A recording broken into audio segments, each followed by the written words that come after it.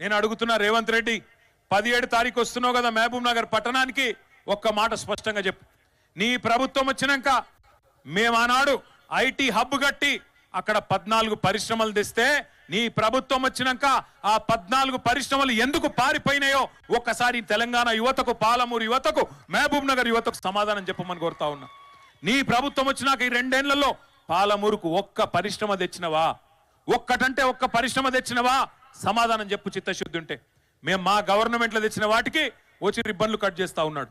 దేవరకద్రలో ఆనాడు ఆల వెంకటేశ్వర రెడ్డి గారు మేము అందరం పోయి కార్నింగ్ అనే పరిశ్రమను తీసుకొస్తే దానికి ఈయన వచ్చి రిబ్బన్ కట్ చేసి ఈయనేందో పీకి పందిరేసినట్టు ఉపన్యాసం చెప్తా ఉన్నాడు.